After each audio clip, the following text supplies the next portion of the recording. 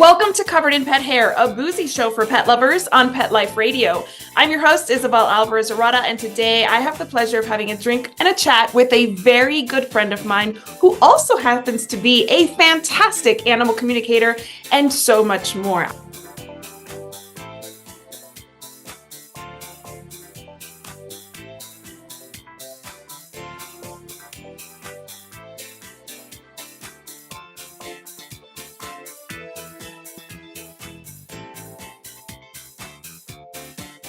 Welcome back to Covered in Pet Hair. I'm your host, Isabel Alvarez-Arata, and today I have the pleasure of having a drink and a chat with an author, a writer, an animal communicator.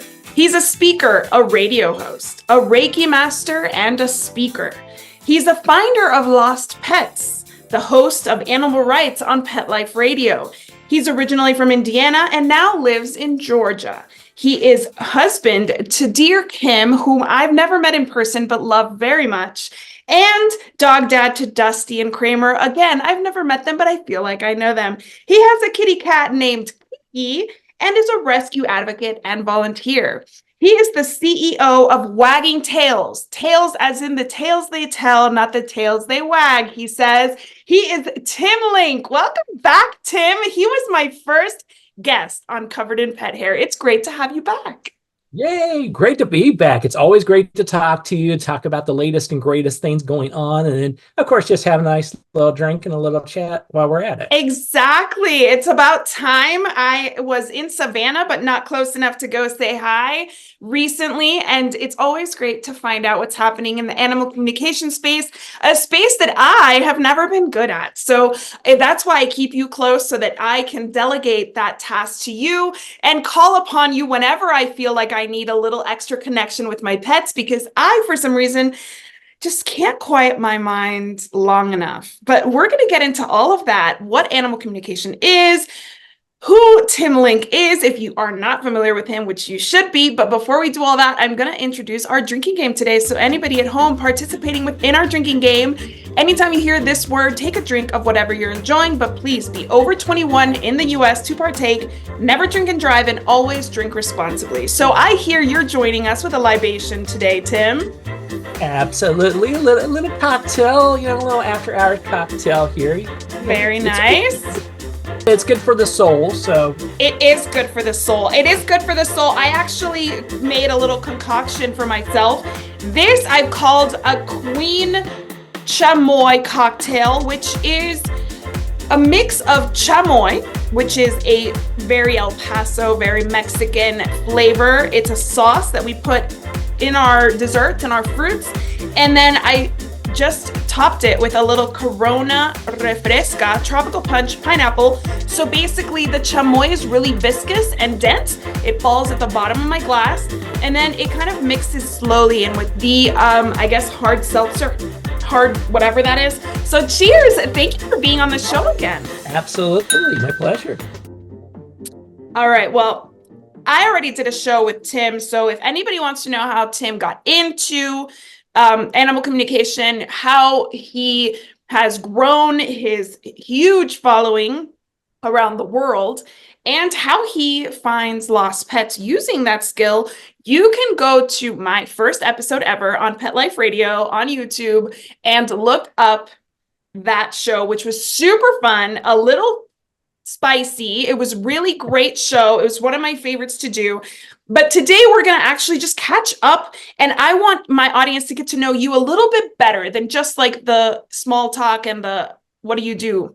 So I'm going to invite you to play, Tim, a game called Curious Kitty. And so this Curious Kitty has some questions inside, and I'm just going to ask you 3 questions from Mr. Kitty's planter. The first one is, which movie character inspires you and why? Inspires me. Oh my gosh. When you first said it, this is so sad. I was thinking that you were going to ask me what was the first one that popped in my mind, and it was Forrest Gump. And I'm like, oh my God, wait a minute. Then I'm thinking, okay, well, wait a minute. She mentioned Savannah, and that's where it was filmed. Forrest Gump was filmed in Savannah. That's exactly right. So maybe that's why. So I'm not sure. I'll stick with Forrest Gump. He overcame challenges, overcame people who thought he was a little different, was very successful, and that's my story, and I'm sticking to it. I love that answer. That is exactly the level of answer I would have expected from you. Okay, this is a really good one, and I would love to hear what you have to say. If you could time travel, where would you go?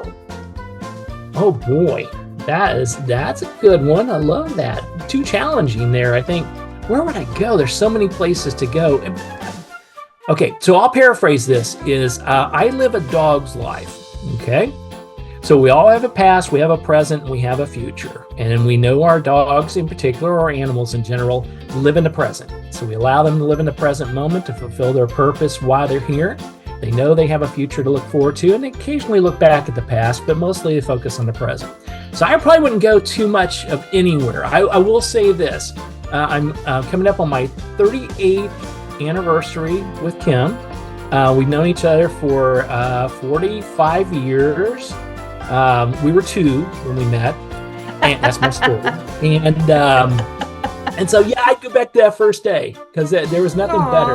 You know how it is when you see the love of your life and you see him for the first time. It was like it happened yesterday. So that's where I'm going to go back to because I love that day, and it's going to give me big kudos too when she hears this episode. So, ooh, he's laying it on thick, Kim.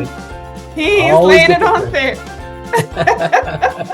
All right, last one. Describe the fanciest meal you've ever eaten. Fanciest meal I've ever eaten. Oh my gosh. Well, I tell you the one that pops in my head the most. I've had several opportunities to visit the south of France. Beautiful place. So I went to Monaco and Nice and Cannes and all through the southern part of France. This was mostly in my older days in my business life, but I still had chances to enjoy it. And so we had at one of the meals, actually multiple meals, filet of sea bass, salt encrusted sea bass. So this is where they bring the full sea bass out, you know, skin and all, head and all. It's dead, you know, it's already been cooked, but they cook it all day long in this nice thick salted rock salt, and it seeps into the fish, and then they fillet it right there. And if you're a fish lover, you know, sorry vegetarians, but if you're a fish lover, there's nothing better because it's so flaky. You can't even pick it up with a fork. It's just so tender.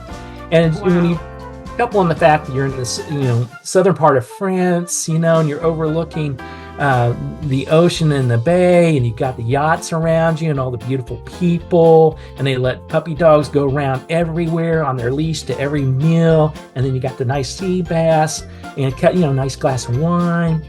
Yeah. I don't know if that was necessarily the fanciest, but it has to be right there at the top.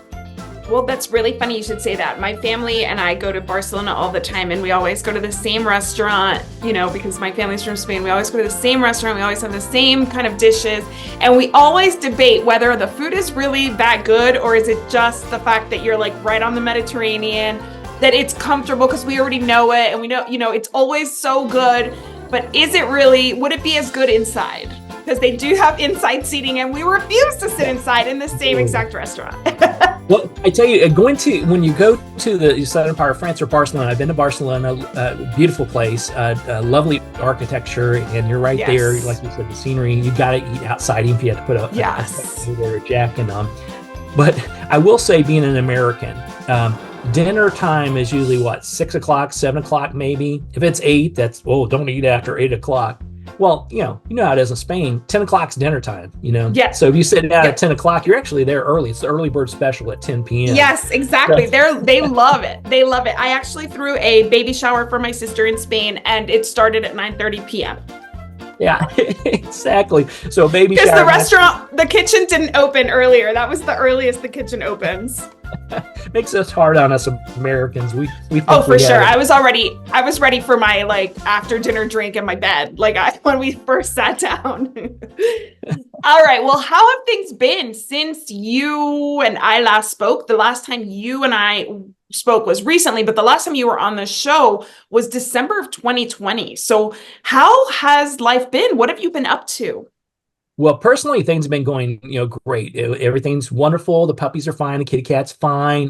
My mother-in-law is having some challenges with Alzheimer's, so we moved her closer to home so we could take care of her and run her back and forth to doctor's appointments. So life's been a little busier, I will say, from a personal Yes. standpoint, but it's been all good, happy, healthy. So business wise, it's been real interesting. So you mentioned 2020, you're talking about the pandemic years and what's happened during that time and what happened after that. And we hear the stories, and they're very true, that during that time of COVID and lockdown, people were looking for things to do. And those that have always wanted to have an animal in their life or two had that opportunity to bring them into their families.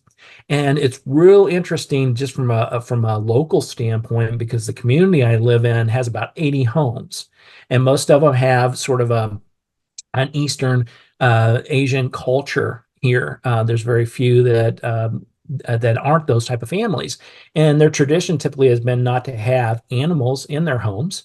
Well, that's Right. all changed. We see so many people, even today, even after the pandemic, where they've gotten dogs and multiple dogs and are walking up through the neighborhood and taking photos with them. So from that standpoint, I think it's really opened it up. And we hear the stories about, well, after the pandemic, people were starting to return their animals or release their animals, these type of things. From my standpoint and from my business at Wagging Tails, I haven't seen that at all. I've seen them become more not only having animals into their lives now, but becoming more interested in what are they all about? What are they thinking? Doing Reiki is big. It's really a growing part of what I do, because I've been a Reiki master for almost 20 years now, and it's always been a part of what I do for the animals. But over the past, I'd say 3 years, it's gotten more intense, because Oh, you're talking about wow. Reiki is a healing modality. So it works on a physical and emotional and a mental level to help your animals have a better quality of life and possibly, increase their livelihood. So that part of it has grown. So I think overall, from the business standpoint and from working with the animals, it hasn't changed a whole lot. I think people are actually still realizing the value of having an animal in their life and the quality, and they want the Yes. best for their animals. Yeah, that's awesome. That's great news. I'm happy to hear that, because obviously you hear so many things. And I think that really, if anything's impacting people being able to keep their pets, it's really the inflation rates and like the cost of living going up, more so than people kind of like being, it's being said that people just like they didn't think about what life was going to look like after the pandemic. They didn't plan, they didn't make, they didn't know, they weren't realistic. But I think we're always blaming pet parents when really it's just the fact that having a pet has always been a luxury, and it's getting much more difficult to have pets, to care for pets, to provide the veterinary care that they need, et cetera, et cetera. So it's making it so that only really the affluent can afford it. So I'm happy to hear that you're seeing more cultures embracing it. You're Right. seeing better pet parenting happening. I'm in Texas, where I wish that was the case, but I feel like from our leadership down, that is not the case, unfortunately. But Well, that's a that's conversation for another time. oh, that's a whole new conversation. We were talking about that. But it's been I've been working with animals for almost 20 years on a professional level, and of course, always had animals in my life. And I've seen the quality, everything from food to medication to supplements to even toys that we give our animals. The quality has gotten so much better over the years. And the trend I have seen is, yes, we may not buy our dog or our cat or whatever animal we have as many toys during the inflationary times, or what we view as being hard times. But the quality of food and what we're doing for Yes. veterinary care has actually gotten better, and Oh, it's increased. yes. We're still spending the money on their animals, and actually spending.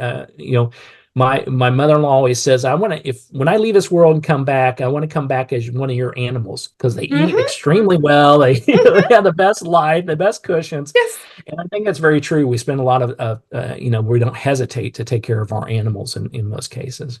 Exactly, exactly. And I will say that people are getting more education on what animals really need. And as cute as that little toy might be, that might $25 might go better elsewhere. It might be better used elsewhere. So I do think people are getting more educated, which is always fantastic. Have you seen more interest in, you mentioned Reiki, but have you seen more interest in animal communication since the pandemic?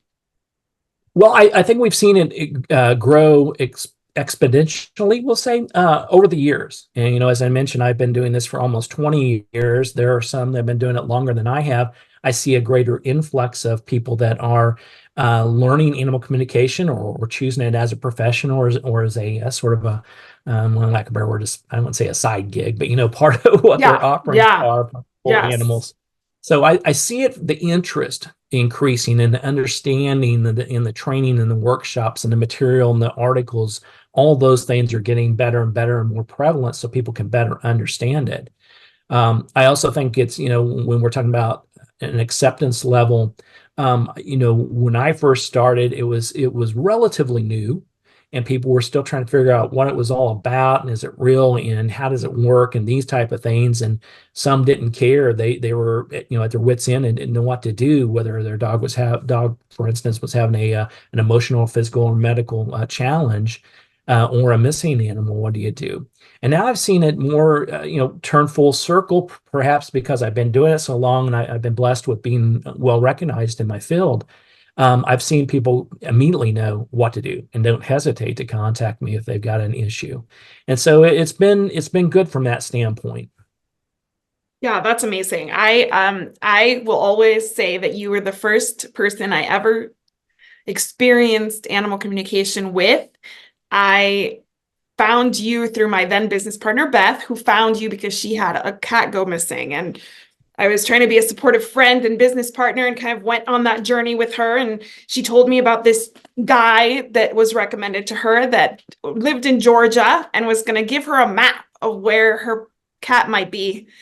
And I was like wide-eyed and confused and supportive nonetheless. And then everything you said about where Simon was super on point and very accurate. And thankfully, Simon came home not very shortly thereafter. And then I had a very big decision to make with my Titan and my socks. I'm sure you remember. I was leaving the area and I was having to take my dogs with me. But the only challenge was that I had been sharing them with an ex. I had primary custody, so I was legally allowed to take them. But there was a part of me that felt guilty because my ex was trying to make me leave them. He really didn't want to say goodbye to his pets. Who can blame him? But I was moving with my now husband, Chris, to Louisiana, and I was so torn because I really wanted to do what was best for the pets. And I couldn't ask them. So Beth was like, you can ask them. Tim can help you ask them.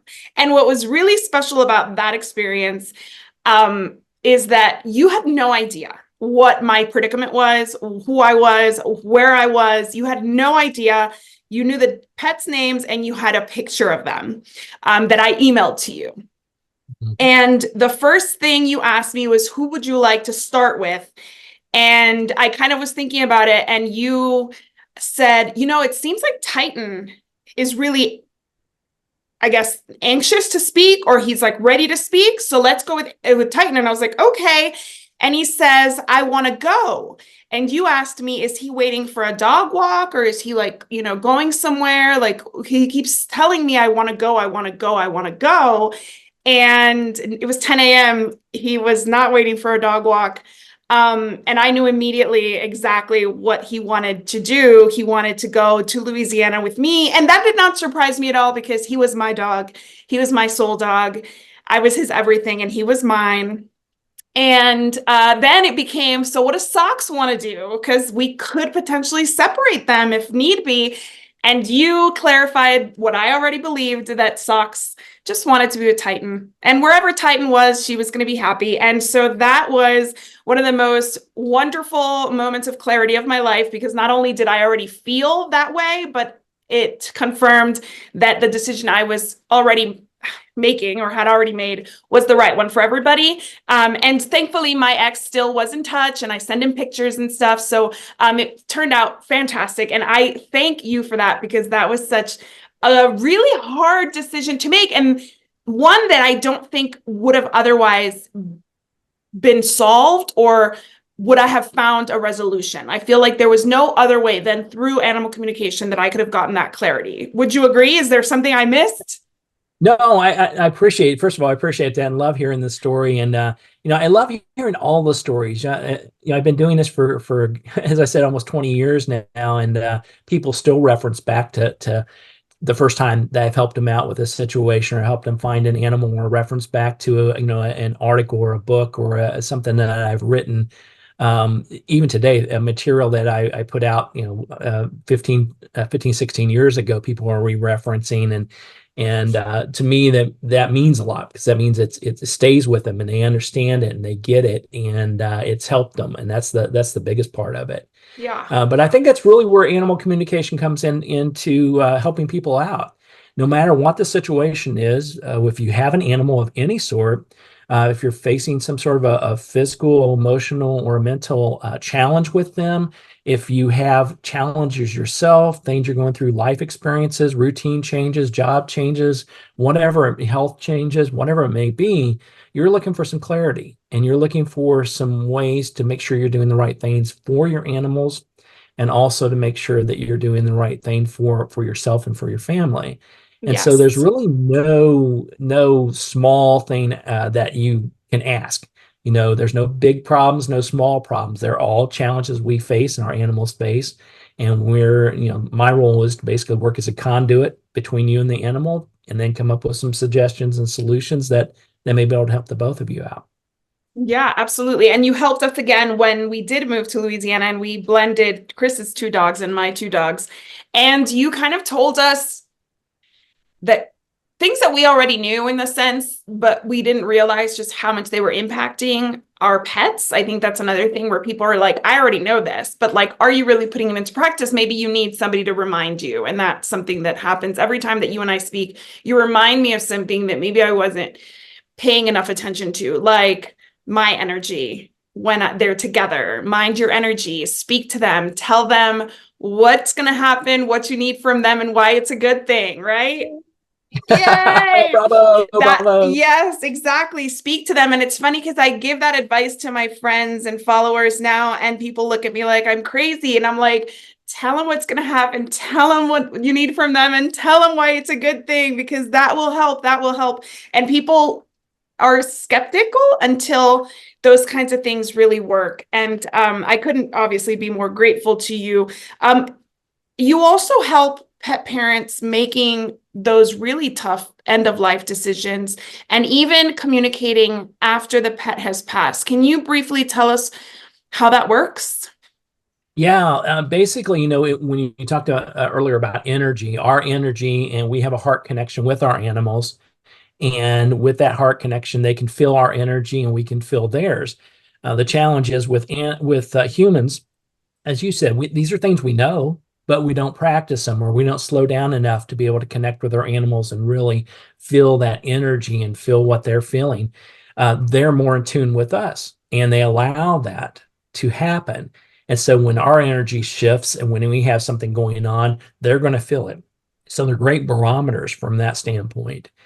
And so when that time comes when the animal is going to make their transition, we're trying to decide when that's going to be and how that's going to be and what do we want. And I always tell people that, first of all, let your animals know. Let your animals know that if you have a preference, then if you want to be there, for instance, while they make their transition, let them know that. Because animals will do everything they can to honor that and to stay within their body until that time comes when we can help them transition or be there for them. If you don't let them know, then they believe it's easier for them to make that transition when we're not here, when we're not around. It's yeah, like the old Disney Old Yeller, going off to die.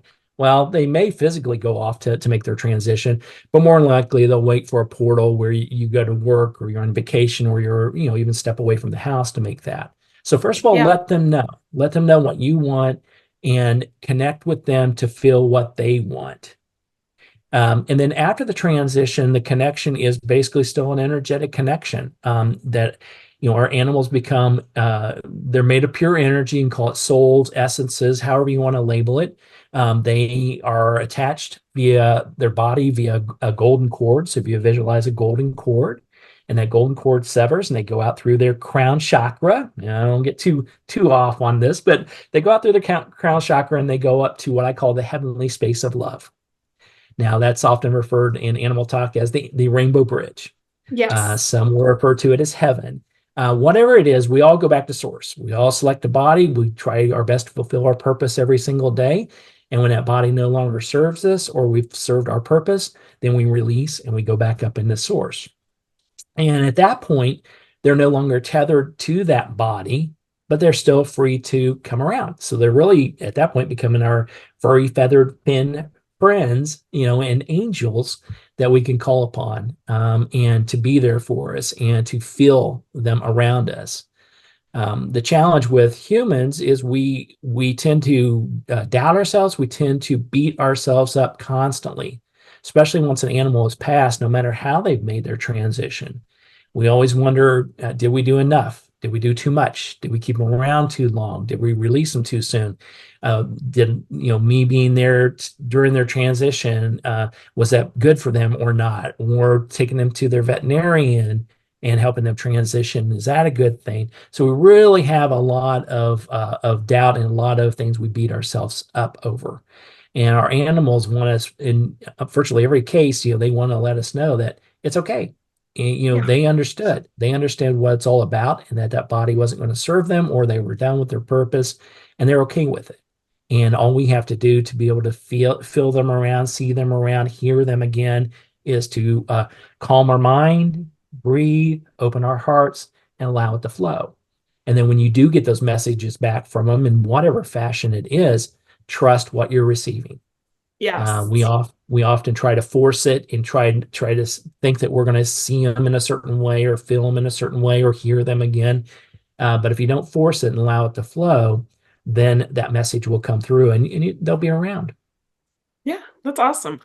I love that because it's a little past the anniversary of Titan's passing, and I would love to check in with him. I would love to, now that I'm far enough away from that experience, kind of see how he's doing, and if there was anything he wants me to know about his life with me and his transition and what we did and did not do. I don't have any guilt on that because I really was very pragmatic about, making sure that he didn't suffer. So I'd rather he go too soon than too late. But I don't know, I feel like even then, maybe it was too late from his perspective. So I don't think that our pets Monday morning quarterback us, though, right? Like, they're not going to tell us anything like, I wish you had done X, Y, Z.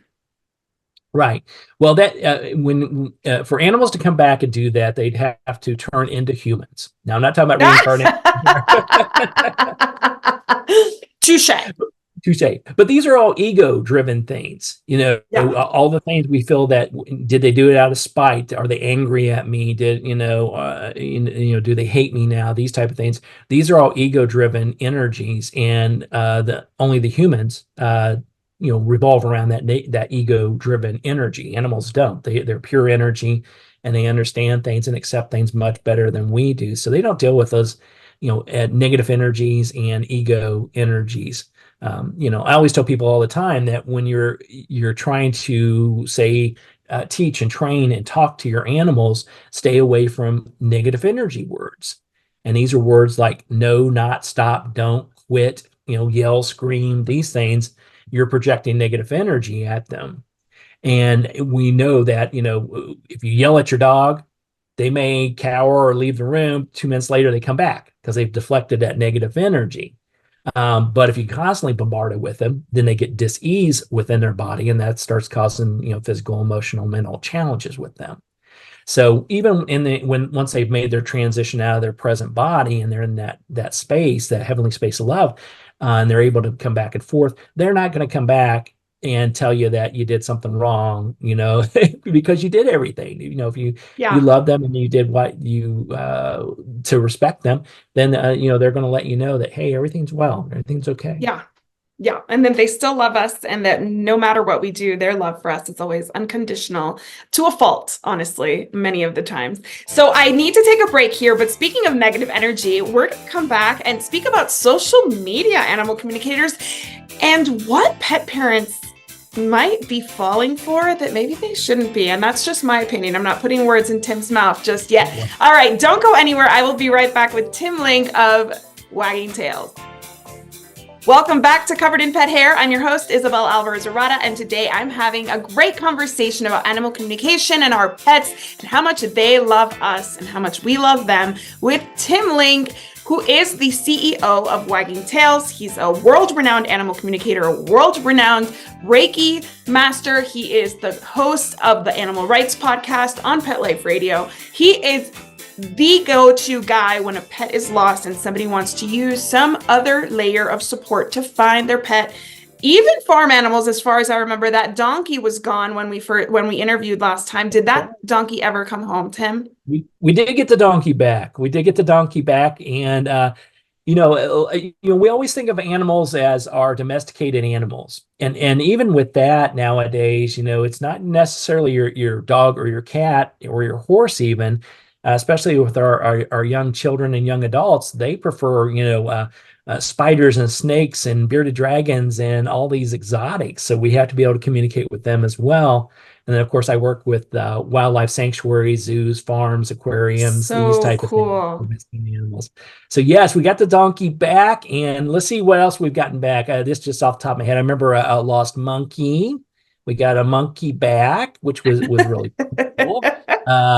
Several horses have gotten loose, and one that was stolen, and we actually tracked it down and reunited it with its owner, which is always cool too. Yeah. But I've gotten calls, I every time I think I've covered about every animal you could think of, somebody contacts me for something else, because I can recall pet squirrels and pet raccoons and pet possums. And, I have to okay, let's check this out. Is this real? Somebody pulling my leg again? What's going on? No, they've had one, since they raised it from a small baby and raised it up, and it's their pet, and now it's gone missing, or it's in a place, stuck somewhere. One I remember was stuck in a shed, and it couldn't get out. There are no openings, and so we got it out of the shed.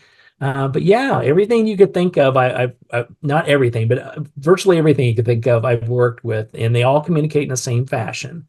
So if we open ourselves up to it, open our hearts and open our minds to it, and accept what they're willing to share with us, yeah, we can. And you get words or pictures or both? Yeah, I get a little bit of everything. It's whatever the animal wants to share with me. They're just like humans, some like me are very talkative and, rolling my hands everywhere. And some are more subdued. Some will, communicate with me in a fashion they feel that me as, a mere human could possibly understand what they're talking about. But yeah, in those early days, it was a couple of words, maybe a visualization, a mind's eye, a picture of what's around them.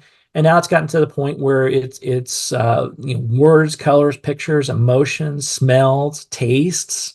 Wow. So I've had those. Yeah. The taste ones are always fun. And because if you can imagine what your animals.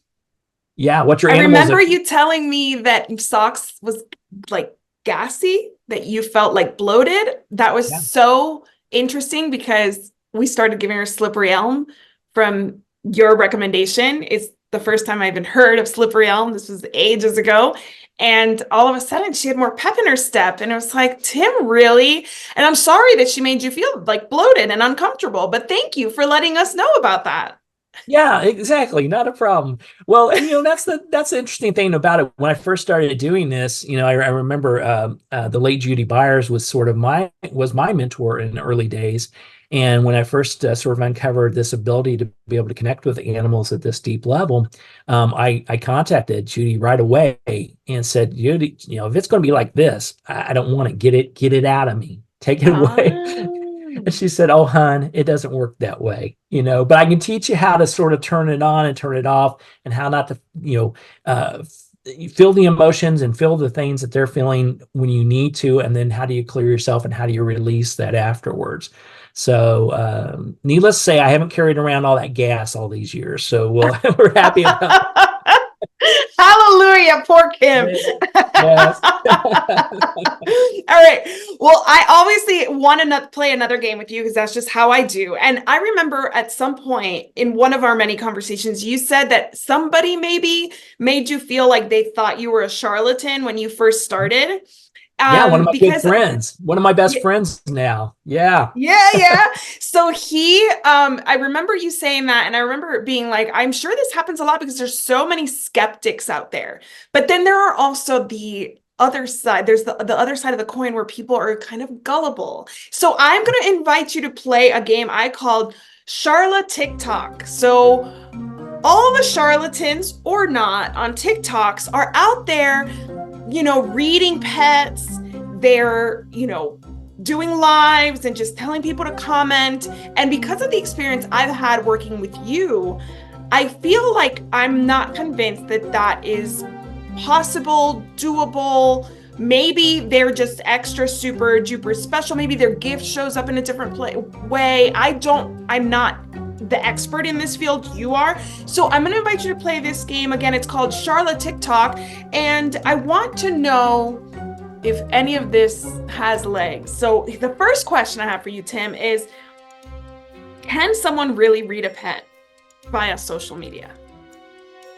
Well, yeah, I believe they can, and I think one of the things I'm gonna throw out there, and maybe this is just me or from doing this for so long, when people contact me and say, "Can you do a reading?" The word read, that is one of those negative connotation words. I don't have any problem with it, but it sends out you're already questioning it right away. So can you communicate? Can you connect? Can you actually have a conversation with my animal? And I know from my standpoint, there's been plenty of times where I've had communications via video, via radio shows, via pictures, obviously is what I do mostly. So I think they can, and you can definitely do live readings. I've done most of my live readings in person, so I haven't done a TikTok video reading, but I don't see why you can't. Now, how they go about doing it, I don't know. I will say, and maybe I'm just an old soul. Maybe I just know better and to not delve into social media too much. I don't know, but I don't know if I've ever seen a TikTok singing, dancing animal communicator. I don't know about that one. I don't well, know. I have not either. I haven't either. And the thing is, the only thing I've ever seen is on Instagram. I have seen people comment the name of the pet and whether they're alive or at the Rainbow Bridge. Like that is all that they have had. That these animal communicators have requested. I know these animal communicators, so I know that they're legit. But like on TikTok, it's just like so fast that I don't know that there's any way that somebody could even like tap into that pet just based on like a name or something. So maybe I'm the skeptic here. I don't know. Yeah. Do you worry that people are capitalizing on something that is legit, but just being like, oh, I just have to pretend that Fluffy has gas and like now I'm gonna make like $5 off that? And like if I do enough of them, I'll make $2,000 today or what? Yeah. Well, I mean, it's I will say it's the great America way, we're always here to make a buck in these things. No, not for me though. I mean, will there be scams? Will there be charlatans? Will there be people that say they have a gift? Will there be people that try to capitalize on it in a way that they perhaps shouldn't? Absolutely. On the flip side, are they capitalizing in a way that is new, something I don't do? Maybe maybe I'm missing the boat. Maybe I've got meditation albums, recordings, digital downloads, whatever the kids call it nowadays, that you can purchase via TikTok and use it as your background music. So if you want to be the animal communicator that uses my meditation music instead of using Taylor Swift or whoever's hip nowadays, Taylor rules the world, so I guess it's her. Then yeah, you can do that. So I guess from that standpoint, my toe is in the TikTok arena. But you're already you're like, all right, let's partner. Let's sell my meditations. Hey. How can pet parents protect themselves for real though? Like, because it's not just on TikTok. I mean, anybody can set up a website that says I'm an animal communicator. I'm surprised that there haven't been any like, send me $100 and we'll read tomorrow read tomorrow and then nobody shows up. I haven't heard of any scams like that, but I'm sure they're out there and I'm sure more to come. So how can pet parents who obviously, like you said, are vulnerable when they're seeking out in many cases these types of services, how can they protect themselves? Yeah, I think that my suggestions are always do your research. It's with anything else in life. You got to do your research, find out who's on there. So go on the internet, type in the name of the communicator, read some of their articles, watch some of their videos, see if if they've been on television shows and radio shows, these type of things, and see how long they've been doing this. See what other animal communicators say about them. I probably there's a good number. I probably 30, 40 different animal communicators out there that refer all their lost animal cases to me because that's what Right. I'm best known for, and I've been doing it for so long. And it's a tough and challenging part of the business, but I've had a great deal of success at it. So you look for those things. So you do your research. If you're into videos, you can go to YouTube and check out some of the videos. I'm all over that place Yeah. on YouTube. And these are all actually interviews that I've been on, like this one. Not necessarily anything I posted out there. I think there may be one that just tells people about what animal communication is about. And then at the end of the day, after you've done all your research, you have to see what resonates with you.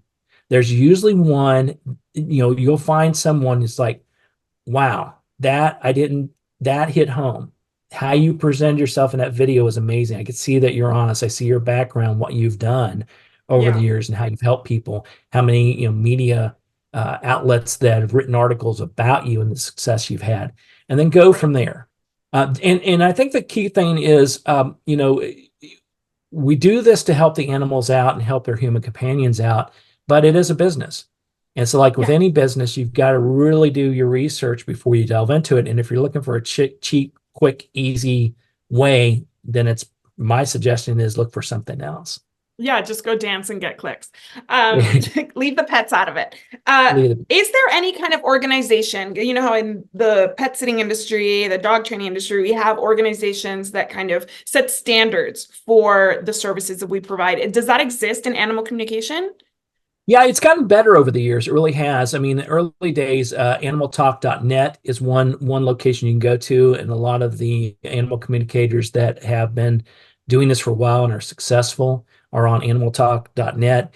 One Oh, that's come up fairly recently that seems to be doing well I'm on, that I've been asked to be on is PetWorks. PetWorks is another one you can do some research, and they have communicators, healers. Everything from Reiki masters to dog training. They got a whole host of mm-hmm. people there. So I would say that would be it. And then when you're talking about healing modalities with Reiki, I'm a member of the International Reiki Association, and Sarah, which does a lot of work with rescue animals and helping them heal through Reiki.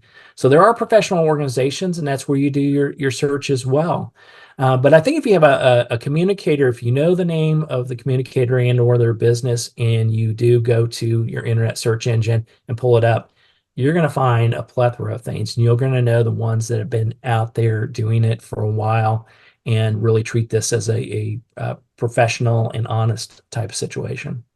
Absolutely. And I will say you're a lot, probably because I know you, more pragmatic than I am. But when I'm in distress, I feel like I could fall prey to these things just because of the impulsivity of it, right? Like I need some answers right now and I'll take whatever answer I get. But the problem with that is that that answer could really hurt you and it could really break your heart and it could be exactly the opposite of what you need to hear at the moment. So, if nothing else, not because of your money, but because of your heart and your connection with your pet, be picky, be choosy, really take your time and do your research, like Tim said, because I would hate to hear that somebody has a terrible experience with an animal communicator and, beats up themselves up for the rest of their life because of decisions that they made based on that reading, right? And I'm using Right. air quotes on the reading. Exactly. All right. So my last question for you is you mentioned the meditations, and I have taken your courses where you teach people how to communicate with their animals. Where, if somebody's interested in doing that, where they get rid of the middleman, no offense, middleman, but they want to learn how to do it themselves. This is a skill that they suspect they might be good at, and they want to kind of expand on that. What would you recommend? Where do they start? Well, the resources I mentioned before is a good way to start, and obviously, there most of the animal communicators like myself teach workshops or have audio workshops or video workshops available that you can purchase. I have a 4-part audio workshop that includes meditations and allows you to download it and listen to it at home and practice it, and go at your own pace until you feel really comfortable.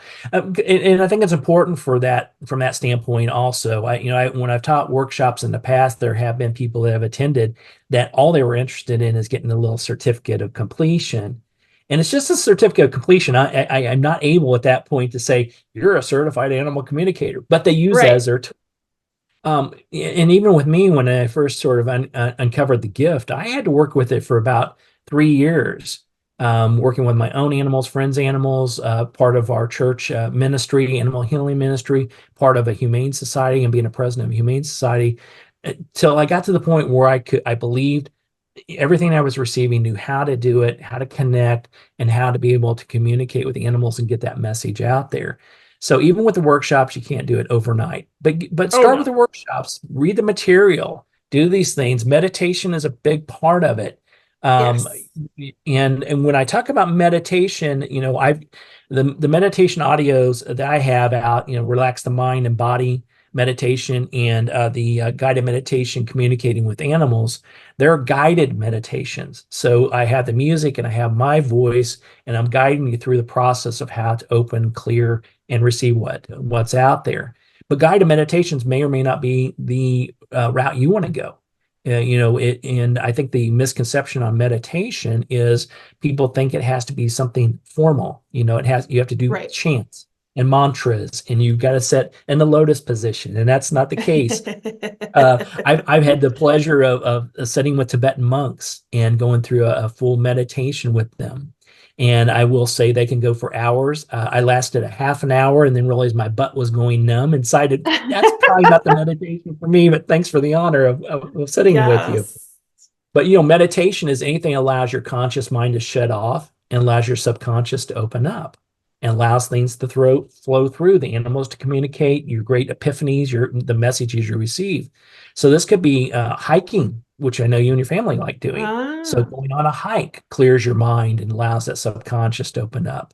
Gardening, listening to music, taking those walks in nature, anything that allows you to shut it off for a while and receive everything else positive that's coming through.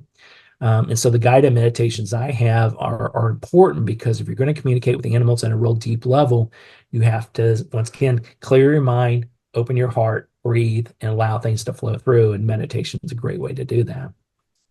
And where can we get these meditations and pretty Yeah, much anything? Like I am lucky to have a book that you signed for me and for Titan and Socks very yay, long love, time ago. love it, love it. But where can people learn more about everything that you offer? Because you have so many things in the time that you've been doing this. You've amassed such a great collection of resources. Thank you. Well, you can go to my website, which is wagging-tails.com. So TALES.com. The tails they tell, not the tails they wag, as you said. But you can find out all the information. I've got the books and the audiobooks and everything on there where you can order them, where you can get them, and all the articles and all the media stuff that I've appeared on. We have had the Relax the Mind and Body meditation and the guided meditation communicating with animals has just been recently re-released, and now it's available at about 40 distribution points out there that you can purchase and download or listen to. So places like Spotify and Napster, Pandora, you can listen to it. TikTok, like I mentioned, YouTube Music. So it's Very out there. It's your cool. favorite digital download. The albums are available, so that's cool. Perfect. I'm going to do that. You know what I was thinking when you were talking about walking? I was like, maybe I need to put on your meditation and try to connect with Kira while we walk together and see if that makes her more comfortable with communication because she's always been the one that was like, I'm good. It's all good.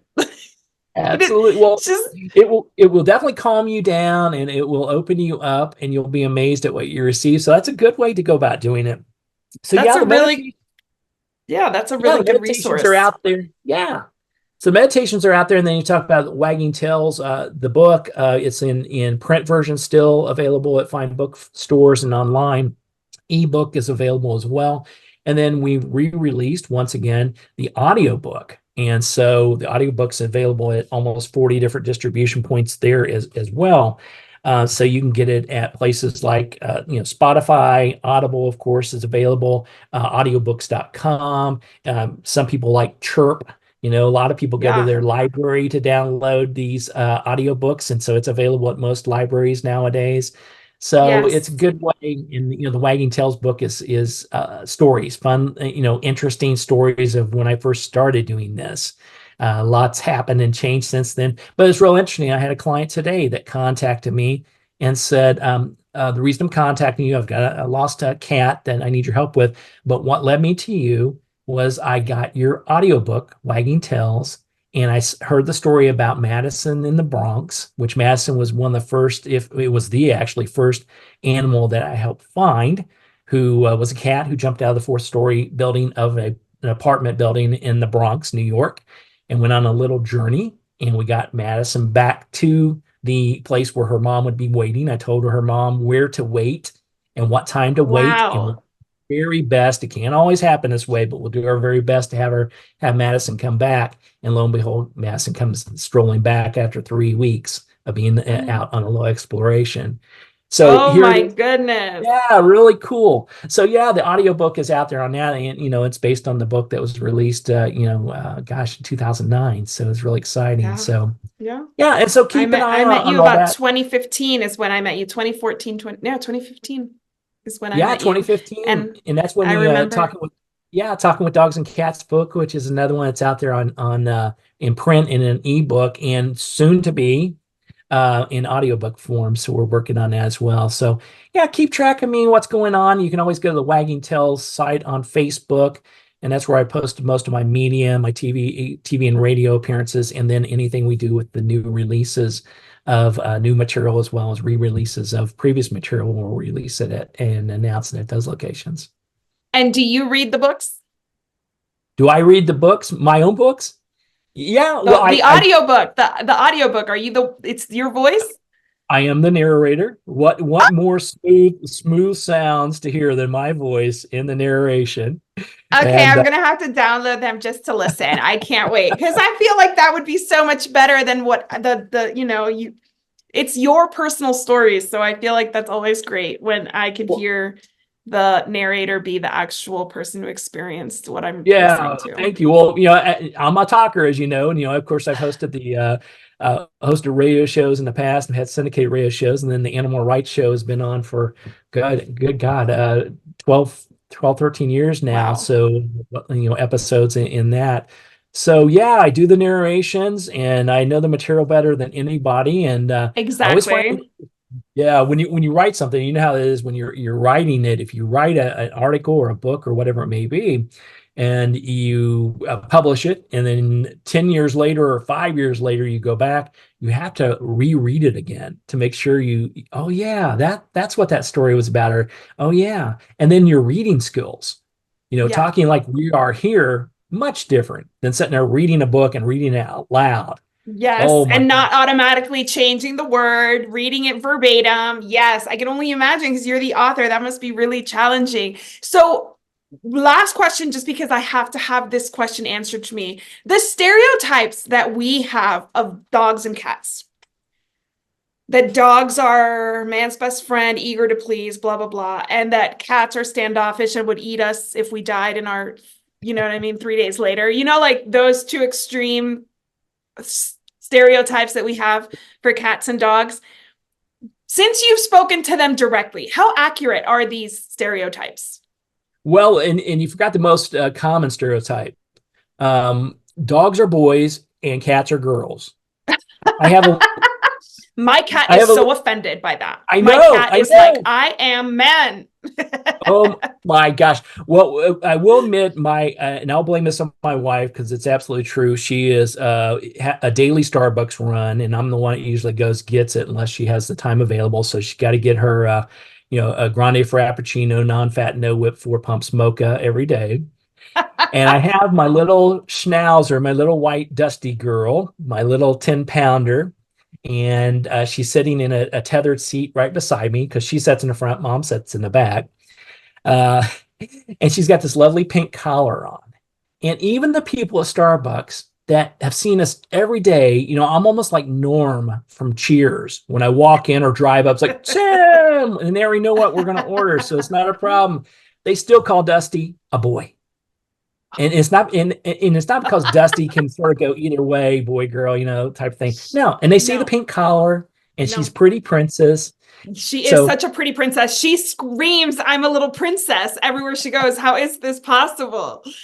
Absolutely. But is it true? Is it true? Like, are we misappropriating these personalities to these species? Like, you tell us, because you've had one-on-one conversations with them. Yeah. Well, animals are just like us. They're their own unique personality. So each one is different.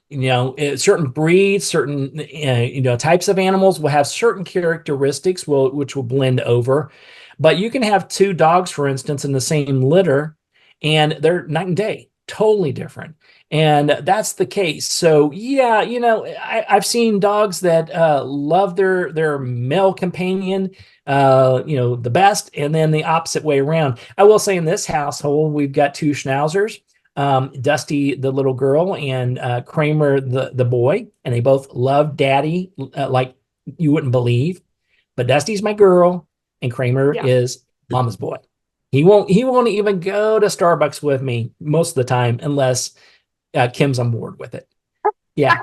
So it's like, yeah, he's mama's boy. So I think, like always, us humans get it wrong, and we have to open ourselves up and realize that they're their own unique personality. Exactly. So cats are not vicious planning our murder, and dogs are not you shouldn't let your dog babysit your baby, right? No. Yeah. All right, guys. Well, I just want to propose a toast to you for always bringing such a wonderful topic for conversation. I love that I have this friend who I can ask all these crazy questions to. Cheers. Thank you. Thank you. I also want to propose a toast to our mutual friend and executive producer, Mark Winter. Thank you, Mark, for letting us do this. Absolutely. And also to my audience and to Tim's audience, who I'm sure is going to tune in. Thank you so much for joining us for these conversations. It is a pleasure to bring these to you. I have so much fun. I hope you have as much fun as we do chatting. Here is to a life covered in pet hair, because there's no better way to live. Cheers. To learn more about Covered in Pet Hair, please visit coveredinpethair.com or petliferadio.com. Thanks for watching, and don't forget to review on all the podcasting platforms so this amazing conversation, this fun topic, can reach more pet parents just like you. I will see you next time.